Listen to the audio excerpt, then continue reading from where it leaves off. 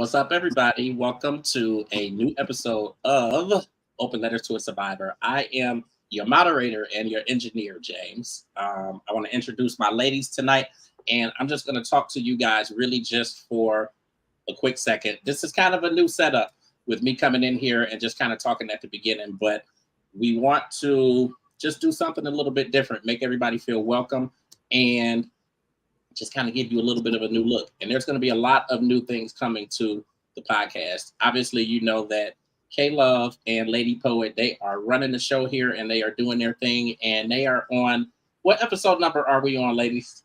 I think number 11. See, I know I knew she had it together. My numbers is running together, but I knew you had it together though. So episode 11.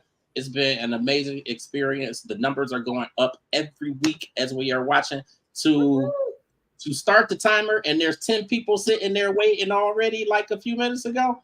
Yeah. That is nothing but love. It's nothing but God, and it's Yes. a testament to what you two ladies have been doing with this podcast. So you are blowing yourselves up. You are blowing UG Digital Media up. Listen, I love y'all. I appreciate y'all, and we love the viewers. We love the fans, and we have a new ray of sunshine who is going to be here, and you guys are going to really get to know her very well because Amanda is going to Lady Poet. I always throw government names out there. Don't mind me. Lady Poet. Lady Poet is going, and she is taking care of some much needed R&R. We're going to call it, and when she comes back, it's going to be a new Lady Poet. But in that meantime, she is gone. We are going to have the beautiful Kissonda Williams. She's down in the lower right corner if you guys are watching. So I'm going to give her a moment just to kind of not welcome herself, but to introduce herself and talk a little bit and let you guys know who she is, how she got here, and that sort of thing. And then I'm going to drop out and let the ladies go ahead and get started with their show. They know I'm in the background, and I'm in the background every week. So I just kind of wanted people to see my face again and know who I am and that sort of thing. And I may pop in, I may pop out. They may ask me something, that sort of thing. So at least you know who's talking and you don't see their face and that sort of thing. But I'll let you ladies go ahead and kind of kick it off. And Kissonda, you got the floor. Awesome. Thank you all so much for allowing me to come on the show today. For everyone, my name is Kissonda Williams. I am originally from Detroit, Michigan, and which is where I'm speaking from now. I'm 47, a mother of three, educator for the last 21 years. Nice. Initially started on Wall Street, whole transition there. And I'm here today by way of outreach on Facebook, believe it or not. Social media is very powerful.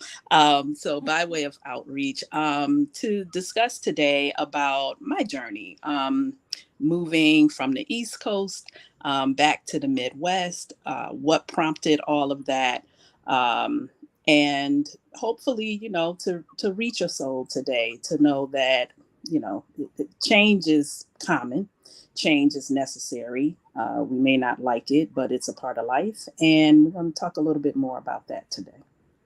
Well, thank you so much. I looked a little bit into your story and I was intrigued, and I reached out to you that first night and was like, y'all got to see this. I'm telling them in a group chat, like, we got to have her on the show. Right. So before I actually get started today, I do want to put a trigger warning out there for everyone.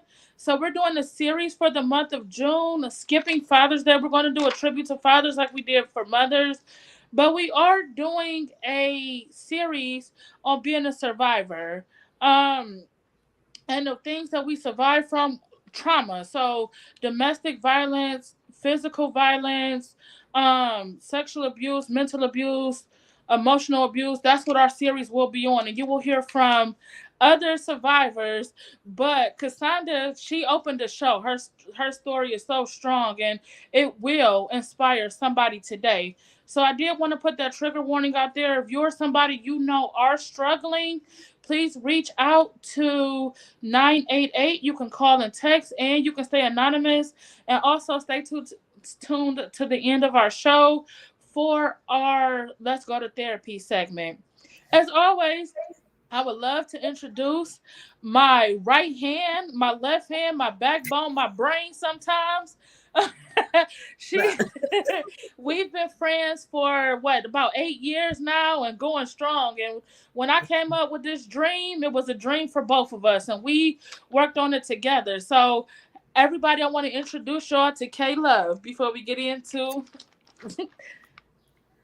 Hey, folks. How is everybody on this lovely Sunday evening? I am happy to be here once again. I also want to wish a happy welcome to Miss Kissonda, sorry, and representing Detroit up in here. You know, Cleveland right next door, whatever. We fam. So happy to have you, And I know you have definitely a testimony to share. And I just can't wait for us to get into the thick of it.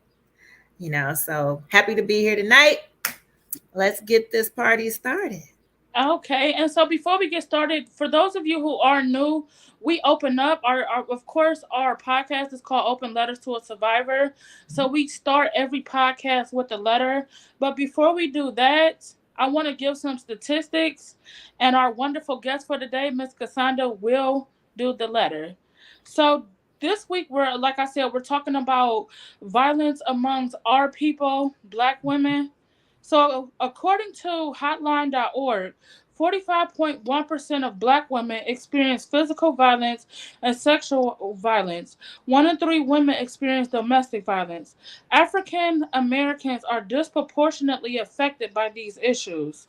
Those who do reach out to law enforcement for support can end up in a risky situation. Most oftentimes, they're arrested, prosecuted, or criminalized for speaking up. Black women experience the public stigma, which is silence and victim blaming, that's surrounded by a complex history of oppression over policing and discriminating.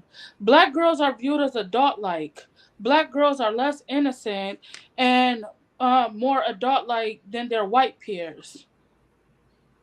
More knowledgeable about sex and less um, and basically in less need of protection. Black women are not seen as victims. Black women are seen as deserving and unable to be harmed. So with that being said, we came up with, actually, we know April was Sexual Assault Awareness Month, but we wanted to actually do a Take Back the Month. Talk about our experiences of abuse, whether it was physical, mental, emotional, whatever, and how we overcame by first following our heart, advocating for ourselves, and just depending on God. So with that being said, we want to open up the floor to do this series and to get people to talk about it. And if we help one person, we'll help save many. So with that being said, we go to the letter. Take it away, Kissonda. All right, thank you so much. Here we go. Dear survivor, you got this. You have been on a never-ending roller coaster ride long enough. It's time. It's beyond time, but you've been sticking around trying to make things work, and they're not. And one of the core reasons why is simply that being in a committed, loving, caring relationship with someone else requires 2 willing people. 2 people willing, wanting, and able to put in the work to positively change. You are in a relationship of 1. You know it, and you've known it for a long time. If you're honest, and I mean really honest with yourself, you probably checked out of your relationship a long time ago. There's no such thing of sticking it out for the sake of the kids. They know. Sticking it out for the sake of appearances. You know.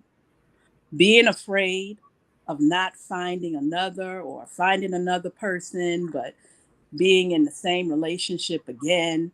And so you'll just stick it out with what and who you know. It's time. Time for what? Time to move. Time to move out of your comfort zone. Time to make room for yourself. Time to let go of who and what no longer sees you, hears you, respects you, serves you, or loves you. You love you, right? You know you do. You really do. And so it's with this knowledge and feeling that you owe it to yourself to move, scared and all, to save yourself before things get any worse, which you know is sure to happen. 2 to 3 days, weeks, months of solitude may happen, while in the back of your mind, you're simply counting down, waiting, wondering when is the next meltdown, the next argument, yelling, screaming, fighting, sirens, door slamming, police entering, kids scattering, crying, telling you to stop, your mind telling you it's not worth it, you have too much to lose, it's enough. Time's up, ride over. It's time to get off, shaken from the ups and downs, not yet having the perfect plan, not yet knowing the how, but knowing the why. To save yourself, your body, mind, emotions, and spirit. You may well be deflated, but not defeated.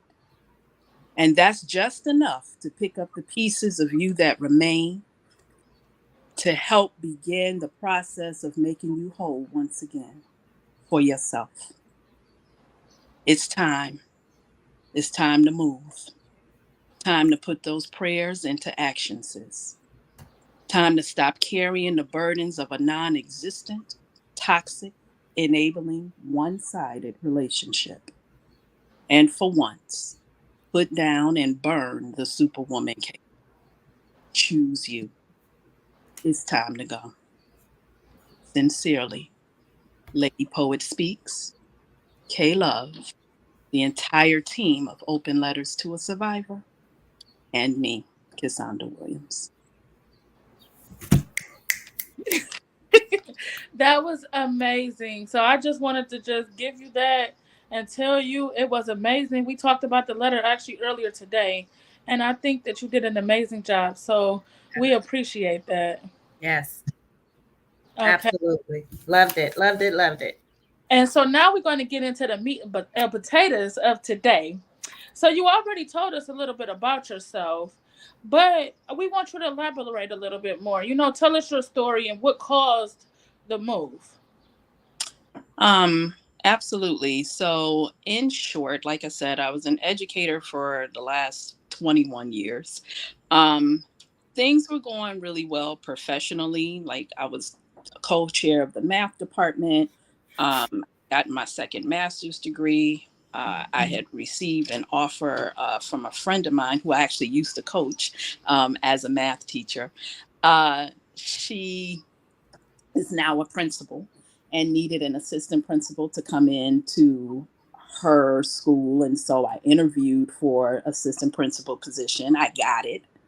In the meantime, I was also, again, looking into this transition of coming out of the classroom. And so without even knowing about this potential assistant principal position, I gotten a coach, again, who I found on Facebook, Dr. Chanel DeBose, and she works with teachers who are looking to come out of the classroom and start their own consulting business. And so I was working to start building that for myself as well. Long story short, honestly, the last fight, we've been together for 16 years. And the last fight was just the last fight. I asked, no, let me take that back. I didn't ask.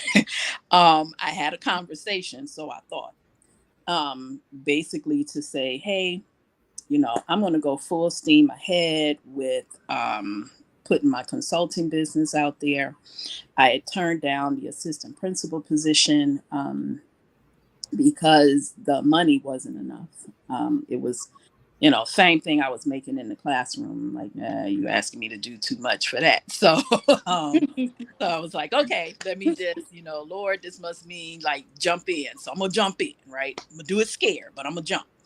And I said, listen, I'll need some financial support to the household because I was kind of handling everything. I didn't have an issue with it, but I was handling it. I'm like, I'm going to need like 6 to 9 months. Like, let me get this up and going. And at first it was kind of like, yeah, okay, cool. And then it turned into like, I need to see financial statements. Like, I don't understand. Like, where's your money? What's going on? How is this, And so that Friday evening went from what I just said, let me get a couple of months. I need you to kind of hold me down while I do this. And it became just a bunch of nonsense. Yelling, screaming. We were upstairs. Everywhere we went, the kids went in the opposite direction. So we were upstairs. I went downstairs. And at first he was kind of like, I don't want to talk about it. I'll talk later. I'm not in the mood. I'm like, okay, cool. Somewhere along the line that changed. And so he comes downstairs. I sat on the couch. And in retrospect, like I realized I sat on the couch, like just to control myself, like to not make this any bigger than what I already knew it was and could potentially be. And so he's screaming like literally nose to nose in my face while I'm sitting on this couch.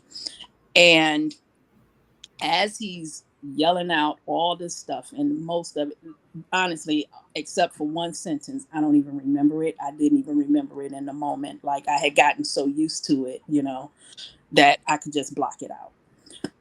So anyway, he says to me, like the toilet paper that I use to wipe my ass with is more useful than you.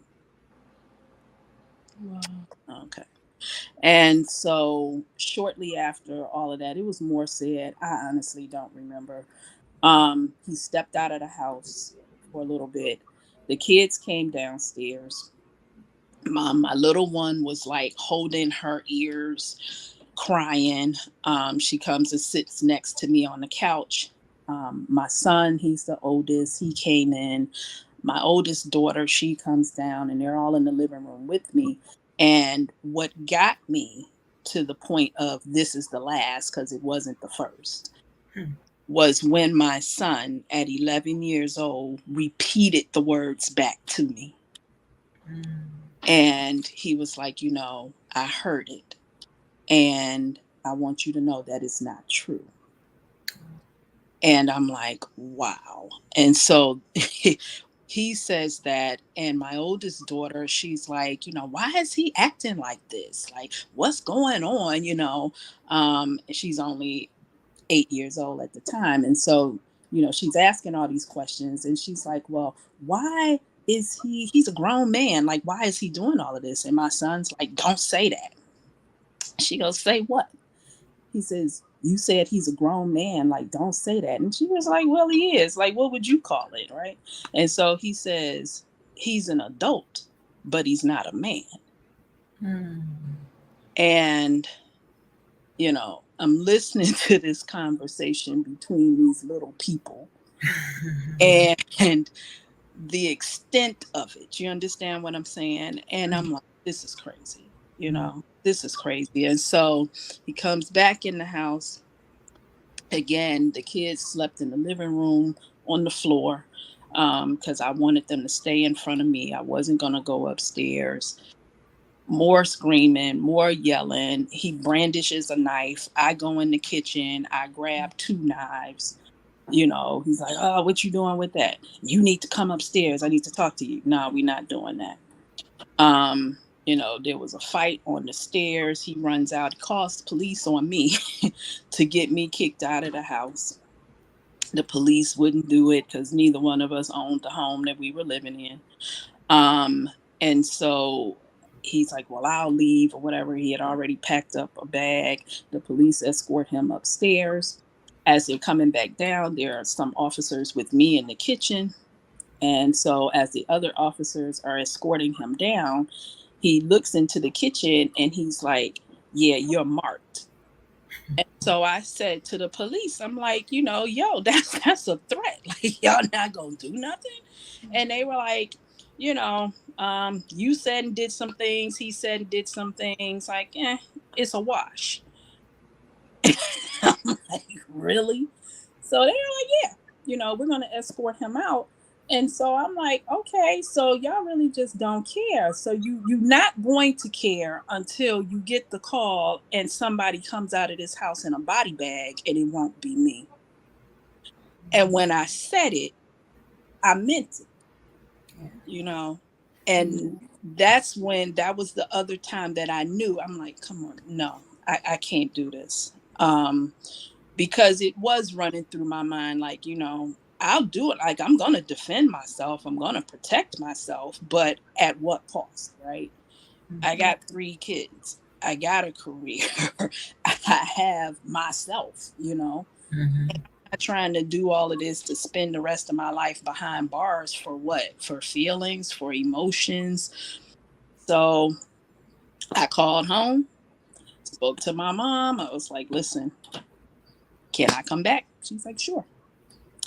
And I spoke to some of my friends, some of my other family briefly. And 5 days later, I was on the road. Now, mind you, we left. I had my license for like 9 months at that time.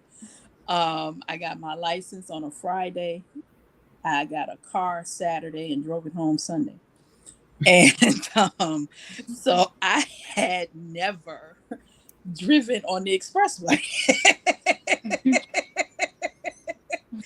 So when I finally cleared out the house momentarily, I was like, okay, let's go. I throw stuff in the car. The kids can't see me because where they were sitting in the living room, the door was open and it blocks them from where I'm like up and down the stairs. And so I load up the car. It wasn't with much. It was a laundry bag that had some clothes in it. I had already packed up like all my paperwork and stuff and had it like hidden in plain sight. And I grabbed them, and as far as they knew, we were going to get school supplies. And so I'm like, let's go.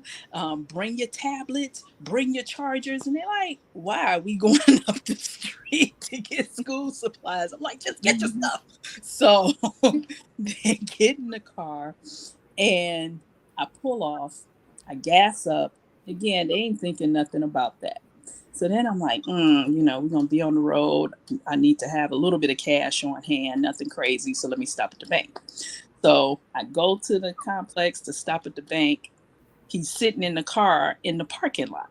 Oh, wow. Like, oh man, did he follow me? Like, like now my nerves are all on edge. I'm like, go back to the car. And they're looking at me and they just start moving. Nobody was asking questions. I'm like, get in the car. So they get in the car. I watch to see, if it seems like he knows we're there, whatever. He pulls off. I moved my parking spot.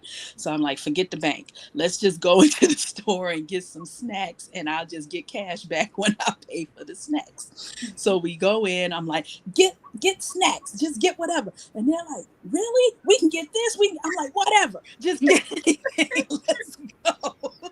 So all I grabbed a pack of water and some Snickers at the counter. And other than that, they had their chips, their cookies, all this stuff. So we load up the car. And so I'm leaving. I drive out and I get on the expressway. And everybody's in the back of the car. And they're like, like, what? So I'm like, okay, let me explain something. So, right. Just in short, I'm like, you guys trust me? And they're like, yeah, but like, what are you doing? So I said, we're going to grandma's house. So then they go, so we're going to the airport. And I was like, oh, they don't know nothing about a road trip. Okay. I'm like, nah, we ain't going to the airport. We're going to grandma's house. And they're like, yeah, but every time we go to grandma's house, we go to the airport. So are we going to the airport? I'm like, no. So they're like, wait, we driving? I said, yeah. They're like, who gonna drive? I'm like, me. And so, everybody was like, take your time. There's no rush. If you gotta pull over, like, Right. do what you gotta do. So Right. we stopped twice in a hotel, they said, like, don't drive in the dark. Like, so it was all those things. We finally made it. Like, the closer we got to Michigan, Mhm. the tighter my stomach was, and Mm. I was antsy, and my son is sitting in the back seat kind of co-piloting with me, if you will. And we get in just outside of Michigan on the Ohio Turnpike. My contact, something flew into it, so I had to pull off for like an hour. So then we get back on, and I'm getting closer, and I'm getting antsy. So I'm not, my moves are kind of like, and my son's like, you sure you don't want to stop? I'm like, no. Uh, I'm like, I just need to get to a spot where I like finally know where I am and I can get rid of this GPS. And once I got to that part, I was just like, okay. And my son's like, but you turning real crazy. Cause yeah, I'm like, I finally park, and my friends and family, when I tell you God is good, like they were with me all the way. Check in, okay, we're gonna let you know what time we think is good to leave and this and that. And that's what happened. And when I pulled in to the driveway, my son gets out, he's playing with my daughters. They're literally taking like a crushed water bottle and playing stickball. And I called my girlfriends who were here. And I told them, I'm like, we made it. I just pulled in. They're like, we on our way. 10 minutes later, they like into the driveway, into the parking lot. And it wasn't until they got there and they're like, you have to get out the car. I couldn't let go of the steering wheel. Mm. And they're like, you have to get out the car. You've been here for a while. You got to get up. And when I stood up, my abdomen was so sore. And I didn't realize that I had been holding so much in, and tightening up so much. And when I got out the car, it was just like, Right. But yeah, that's where I am. And so that's how I came back. We've been back now for about 9 months, and it's definitely not been all, strawberries and roses, but we're at peace. I tell you that much. Yeah. We're at peace. And so that helps, they do have contact with their dad, as do I. But I've learned and am learning how to let go. Like if it's not about them, it's not a conversation. Right. And so, thank you for just telling us and being brave enough to share your amazing and powerful story. I know that it's going to touch, it actually touched me. And I know it's going to touch a lot of people here. So, that leads me to my next question because I know that just like I read the statistics, nothing was done when you said that you hear that threat. Mm-hmm. So tell me why you think it's important for women of color to get the support that we need in reporting abuse. Um, you know, there's a trauma, that's associated with abuse, right? And so you compound that with race and gender and culture, and that level of discrimination can severely impact your mental and emotional health. Yep.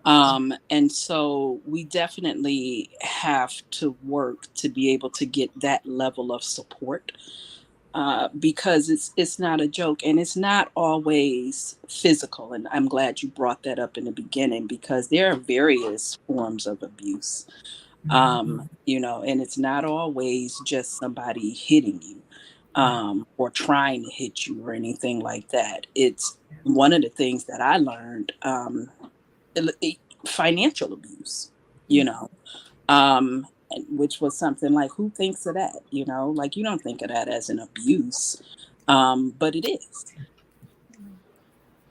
Okay, thank you for that. And I do talk about that a lot, that there are several different types of abuse. And if you think it's abuse, most likely It is. What are some steps that you think we can take as a community to begin to advocate for ourselves? I think first and foremost, like platforms like this, right? Like just being able to get your story out for people who are in same or similar type situations. I think it helps to always know that you're not alone. Right. Not in a misery loves company type of way, but you're in your situation. Sometimes you don't even see it for what it is, or you're just not ready to let go, or whatever the situation may be for you, but or some combination of those, quite honestly. But starting out with just spaces where people can share not only the story, but the successes on the other side of it. Thank Um, you. as well as just knowing like what your rights are, how do you um, what are some of the things that you can do legally to be able to try to protect yourself? I mean, even though they may not always, I'm not going to stick it to everybody, but but you do have your rights and you need to know what those are. And then you have a lot of women who may not be in a position where, I had some savings, I had a retirement account to go um, and so a lot of times people find themselves, they're in these situations, abusive relationships, and they're also dependent on the abuser, Right. right? And so being able to have programs where people can develop or learn skills that can help them begin to earn their own monies, because a lot of times if you feel like you're tethered to someone and I have nowhere to go, I have no means to leave because of finances, then that keeps a lot of women, and particularly women of color, in abusive relationships. Thank you. And so my co-host will go with the next set of questions for you. But just thank you so much for all your amazing resources and story. And K Love, I turn it over to you. All right. So next, tell us about the success that you have gained buying, listening to your heart. Like I said, the first thing is peace, Mhm. um, and not even realizing how much of that was lacking. I mean, Mhm. it sounds obvious, but when you're in it, it's just everyday life.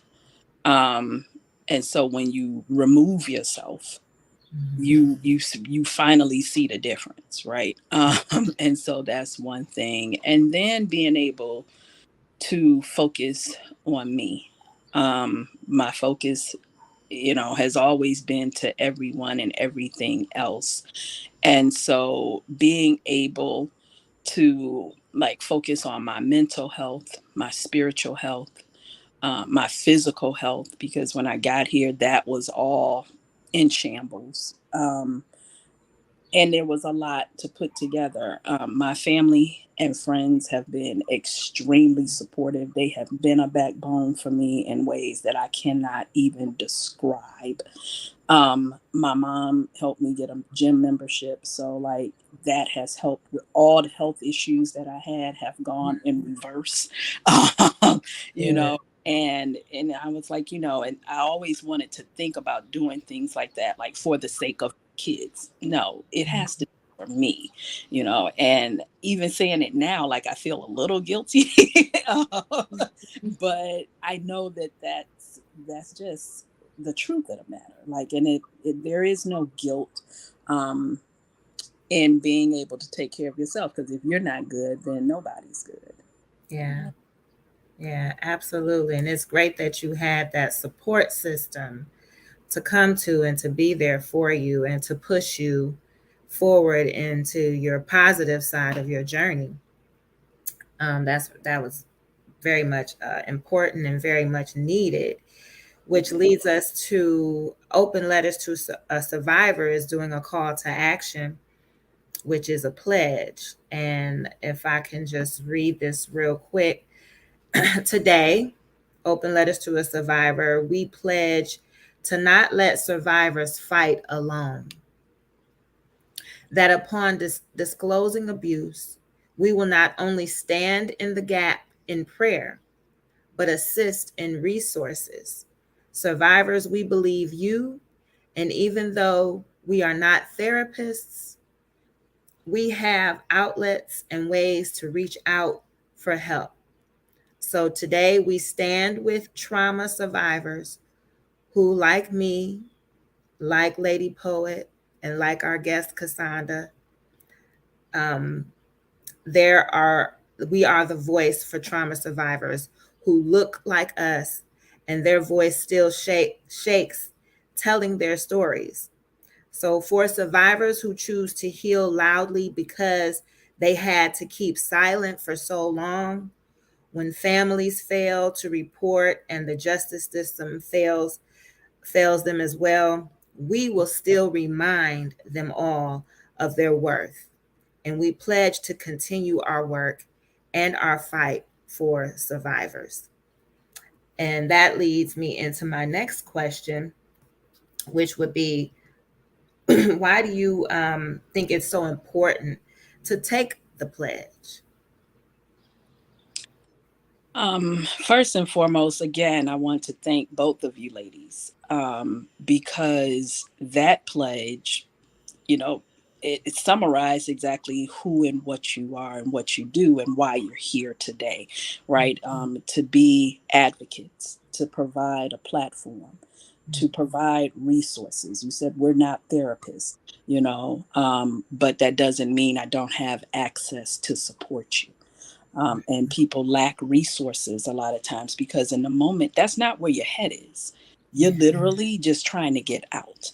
The resource component then is like, okay, that can come after the fact. I just need to be removed. Right. And some people have that option and some people don't. And they need the resource first to be able to provide the action of, okay, well, these are, the strategy of this is what you need to do, or here's what are some options for you, or here's where you can go. And so just being able to have that pledge, and like I said, it coming from this platform, to be able to say, hey, you got a lot of different ways to make some outreach. And not only are we here to stand in prayer with you, because, we always talk about the prayers, but if you don't put some action behind the faith, it doesn't matter. And so, yes, we're going to stand in prayer with you, but then we got to provide some resources to help you get moving before things get any worse. Amen. Amen. And how can we contact you for mentoring and to help advocate for survivors? Like I said, I'm more than willing. I'm not a therapist. And so I'm more than willing to offer support, or to share resources. I can be reached by email. And so that would just be KissondaWilliams@gmail.com. So that's KISSONDA, no R, DA, Williams at gmail.com. That's an easy way to be able to reach out to me for that level of support. Okay. And our last question, even though it was one in the middle, I saved it for last because I think it's one of the most important, is one of the most important lessons that you actually taught me in telling your story was not to be afraid to move. And I remember hearing Joyce Myers talk about doing it afraid. What encouraging word can you give anyone that is scared to take that leap of faith and leave? My encouraging word really is to do it. Stop thinking. If you feel it, if you're sensing it, Lady Poet spoke to this earlier. If it feels like it's abuse, it is, because nobody can define that for you. And so you have to be able to put action and move. You got to move. You got to come out your comfort zone, because that's another thing. Sometimes you just dance with the devil that you know. Yeah. And it's easy. It's easy because you like, okay, I can count down. I know what's going to happen. All right. And then A few days later, all right, we good, I guess. And then you just keep it moving, you know. And it's very easy to get into that cycle. So you already know, you know, and that's the thing. You can't fool yourself. You might be able to put on a brave face and fool some of the people out in the world, out in your workplace, at your kids' school, and all this type of stuff, or whatever it is, at the grocery store, you know. But you can't fool yourself. You already know what the deal is. And so you have to be honest with yourself, I think is the first thing. And nobody can call enough but you. Your friends can see it. Your family can see it. They can wait. They can wonder. They can talk to you all they want. Enough is not enough until you call it that. That's that's a word. So anybody who listening, enough isn't enough until you make it enough. So just listen to that. And I always say that healing begins where your comfort zone ends. So you can't expect new things if you don't step out of that comfort zone. Amen. To my co-host, is there anything else you'd like to add? Well, we just gonna add this last question. I'm gonna say it's really not a question. It's just something you gonna do, Kissonda. I'm being voluntold. Yeah. Yes, ma'am. Can you be our mentor? We can be each other's mentor. I knew she was gonna come like that. That's that girl power. Yes, ma'am. Right. We've already talked about her being a part of the sisterhood and just adding to that, advocating for everyone. Right. So to that, we thank you so much for coming on today. And y'all, she's going to be a part of the show from now on. We're not leaving her. You may not see her for a couple weeks, but she will be affiliate host. And if we have any motivational things and if she would love to come back, we will have her back on. Especially soon with what we're doing. So she's not going anywhere. Also, before we go to the next part, which is our motivational minute, before we go to that part, I do want to say we always talk about building a support system and always telling the people you love, giving them their flowers while they here. So to those friends who had your back, I would love for you to shout them out right now to just tell them thank you for having your back when you needed it the most.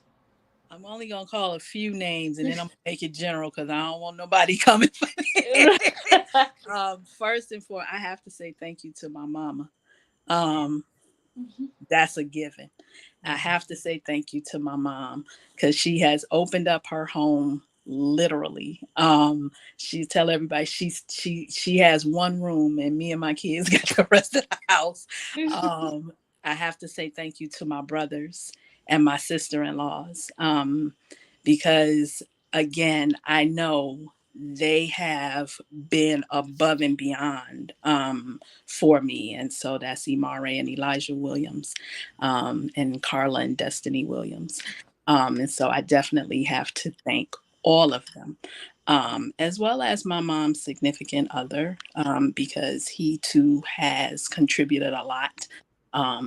It's been a big adjustment, you know, having the four of us come in and sometimes I want to say intrude or invade their lives.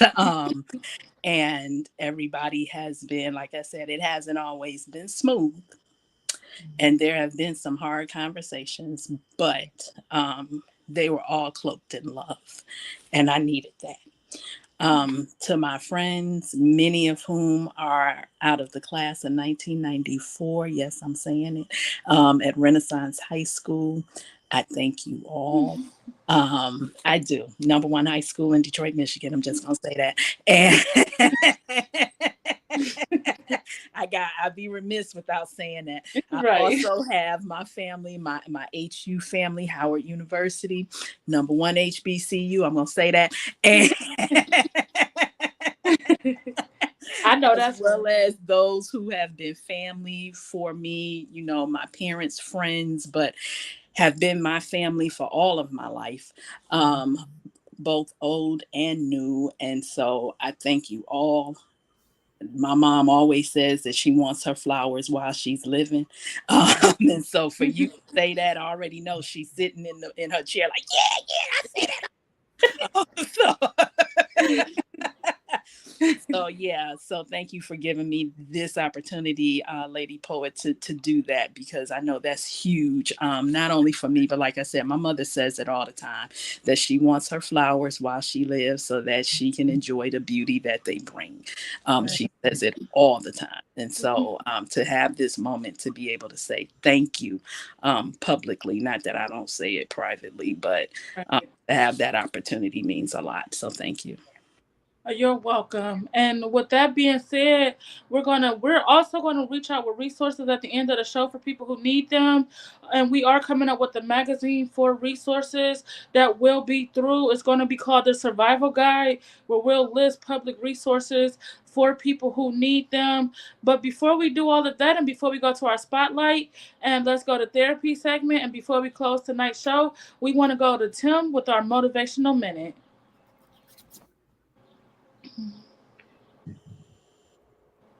How's everybody doing today? We're great. All right, glad to be on. Heard great things about receiving help and getting through them hard times of struggle and heartache and pain. And nobody should go through that or go through that experience alone. You may go through some things, but just know if you're on tonight and you're listening and you're going through something, you have to be willing to talk to someone, get the help that you need. Don't think you deserve this. Don't think I just have to do this on my own. No, you need the Lord, and you need the Lord to send you somebody in your life to help you get through. And I'm just going to be on briefly, but when I was listening to everything, it got me to James, and it got me to mostly the book of Acts, where Cornelius in chapter 10 called for help outside of his home. Many things is going on, but he called for help outside his home. He came from his comfort zone because at that time Jews and Gentiles wasn't it wasn't the traditional thing to have them both together. But he called out for all of them to come together. And I just encourage you all, come from the comfort zone and call out from amongst, outside of your comfort level, outside of your home, outside maybe even your family, and get the help that you need. But most importantly, come unto the Lord and allow the Lord to work through you and work through others to help you get stronger and get more whole.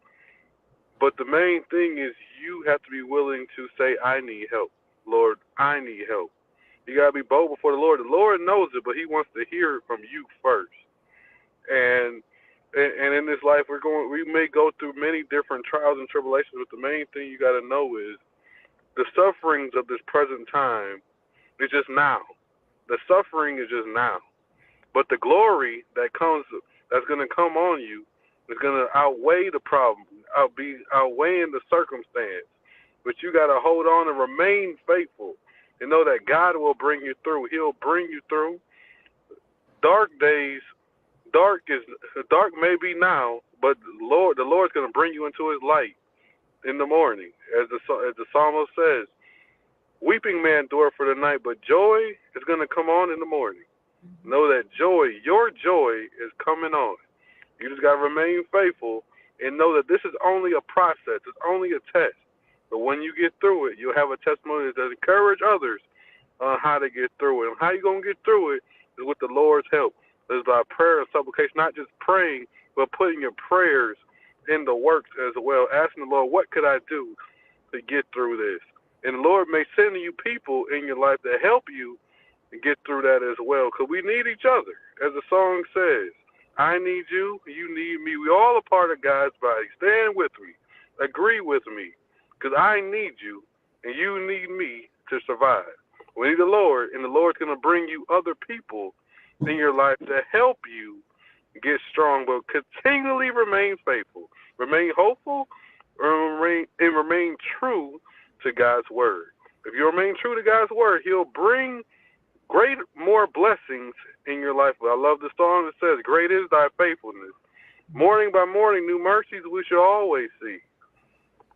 All I have needed, Lord, thy hand has always provided. Great is and great shall always be thy faithfulness." If you remain faithful unto the Lord remain faithful unto you. He'll allow you to succeed. Stay true to the Lord, and the Lord will continually open doors for you. Be bold before him, and the Lord will open doors within your life. But don't just pray about it. Put your prayers into action. Put your prayers into works. Don't just sit down now. Allow the Lord to bring you up and bring you through. Don't be down on yourself. It's okay. We all have things we all have things that goes on. That's the stage of life. But when the Lord continually allowing you to go through these things and bringing you through these things, he got something special for you. And he got a great work for you. You can't come down from the great work. Remain faithful unto him, and God will bring you through. And I just want to end with this. As I said before, great is thy faithfulness. Great is thy faithfulness. New morning, new mercies we shall see each and every day. All I have needed, thy hand has always provided.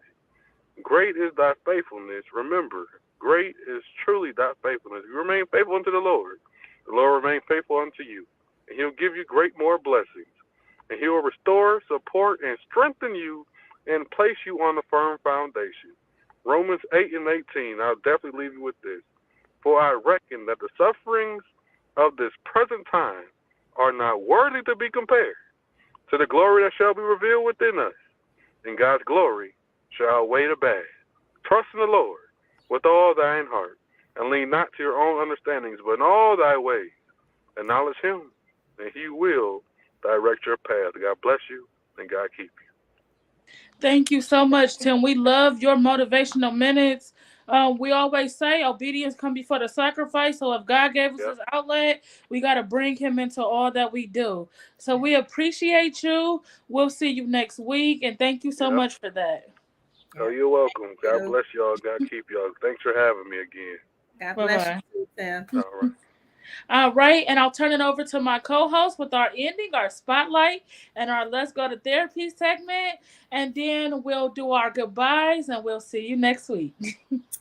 All right. So once again in our spotlight, please join Dr. Zenora Thompson on July 13th, 2024 from 11 a.m. to 3:30 p.m.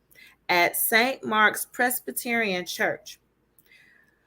She will be having a segment on Grief Interactive Workshop. So please give them a call at 216-392-0605 to register. To find out how to get your business on our spotlight section, please email us at openletterstoasurvivor@gmail.com and make the subject line spotlight, and we will reach out to you. Now let's go to therapy. We all need some therapy. Lord Jesus, I need some therapy. On this week's Let's Go to Therapy segment, we highlight Dr. Shamara Hutchins, the mindologist. She cold, y'all. She the bomb. The mindologist who has around-the-clock session to fit your needs. Creator of the Melanated Minds Network, we're creating resources for our people in our community. So contact the mindologist on social media platforms. And as always, Belinda Williams, who specializes in trauma, please give her a call at 216-538-6481, or you can email her at belinda@chawc.org. Thank you so much for the spotlight section and our Let's Go to Therapy. We also want to thank our special guest today, Kissonda Williams. Also, if you guys do need assistance or reach out for support, you can always email us at openletterstoasurvivor@gmail.com. We will get you over to we will get you over to those resources. It is unfortunate, as somebody did put in the comments, that a lot of women and even some men are going through this behind closed doors. But Right. do not be afraid to reach out, because somebody is always here to listen. Please like, comment, share, and subscribe. You won't hear the last of Kissonda because we adopted her into the family.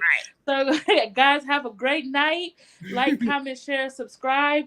We love you. Bye. Good night, everybody. Good night.